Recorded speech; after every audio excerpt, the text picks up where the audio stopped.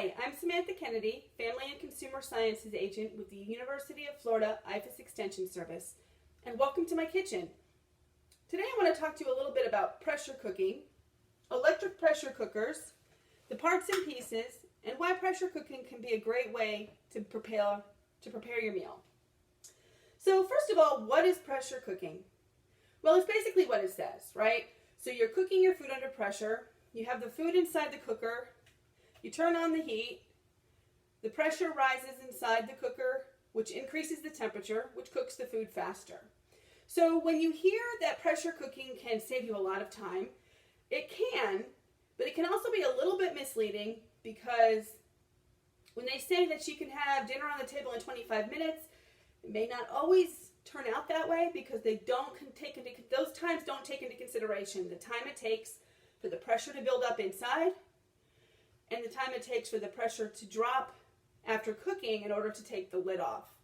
So it takes a little bit longer than the cooking times you'll see in the instructions, but even if you add all of those times together, it generally saves you time than if you were to prepare the food in a traditional way, like on the stovetop or in the oven.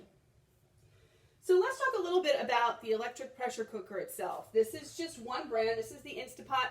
This is just one brand of electric pressure cooker, or actually this is a multi-cooker. As you can see, it has a variety of functions.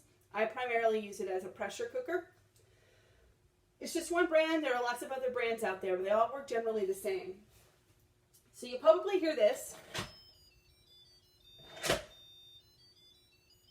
Okay. It has a locking lid, which is important because you need that lid to be on there really tightly in order to hold the steam and the pressure inside. This is the steam valve right here. Right here it says sealing, and right here it says venting. When you're cooking food under pressure, you need to make sure that this is closed so that the steam does not escape through here. You want to hold the steam inside and the pressure inside. Some recipes or instructions call for manually venting, so once the cooking time is up, then you would turn it to unlock it and let the steam come out in order to lower the pressure. Now you want to be careful when you're doing that because the steam is going to be extremely hot. So if you're turning this to open it, you don't want to have your hand over it. You don't want to have your face near it. You want to make sure that you're at a safe distance and handling this safely because the steam is really hot. This little indicator right here tells you if it's pressurized inside or not. So when it's pushed up like this, there's pressure inside the cooker. And when it drops down, it means that the pressure's dropped enough that it's safe to take the lid off. Now when you're taking the lid off, you want to make sure that you open it away from you like this so that any steam that is still in there goes away from you and doesn't come and hit you in the face. Now inside the lid is something that's very important and necessary in order to keep the pressure inside the cooker. This is supposed to come off, so if yours is loose, don't worry. This is the gasket. You can see that it's flexible, malleable, soft. You can twist it, and you need it to be that way. You want your gasket to be soft and flexible so that it has a really good seal with the base of the cooker. If it's cracked or dry or hard, you need to replace it. Otherwise, it's not going to form that good seal. You're not going to get that pressurization that you need, and your food's not going to cook correctly. So you can replace the gasket if it needs to be replaced. You don't have to buy a whole new unit. The removable bowl, I call it the bowl, but this is the part the food goes in, and then that fits down inside of here. Okay?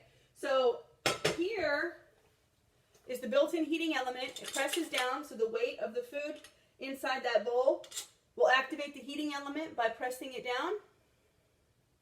You never want to put food directly in here because it will damage your cooker. Okay, so you never want to put the food directly down in there. The food always goes in here, and then that fits on top of here. A lot of recipes or instructions will call for putting a food on a rack. This one came with my cooker. It creates a little bit of space between the bottom of the cooker and the food itself to allow for the steam generation and even cooking. I actually prefer to use this one. This is basically, it's like a fish steamer, but I use it in my pressure cooker because it folds up real small for easy storage, but it also allows me to kind of fit it snugly inside my cooker. And then I can put it like chicken wings in there, and it keeps it separated from the bottom. Well, it allows the steam to cook all the way around. Now you want to make sure that you're cooking the right food in pressure cooking. You can't cook everything pressurized. Not everything's going to hold up to the pressure inside the cooker. Okay, so things like meats are great for pressure cooking. Dried beans are great for pressure cooking. You don't even have to soak them overnight. You can just rinse them to get the debris off, put them in the pressure cooker with some water, and they'll cook perfectly within like 30 minutes once the pressure is up to the right level. So it's great for some things and not so great for other things like delicate foods like fish, and I find that pasta doesn't really work so well in a pressure cooker most of the time either. So not everything can be pressure cooked. And also remember that when you're pressure cooking, you're basically steaming food.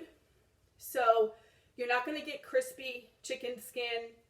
You're not going to get the nice little crispiness on the edges of your steak if you're cooking, or beef if you're cooking it in a pressure cooker.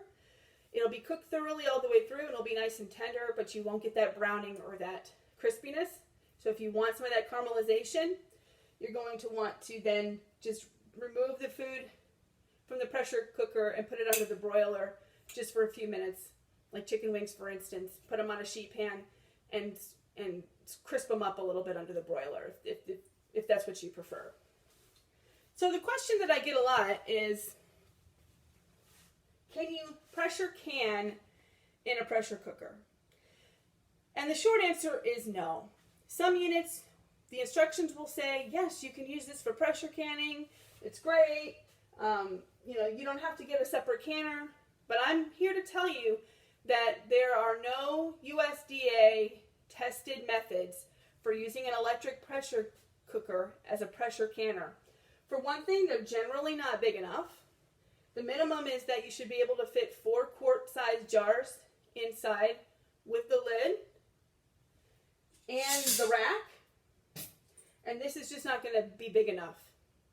Okay, so plus you can't regulate the pressure like you can on a pressure canner. I'm going to show you in a second. So you want to make sure that you're able to get to the exact pressure that the recipe calls for in order to make sure that you're doing it safely. So just on that note, let me show you real quickly.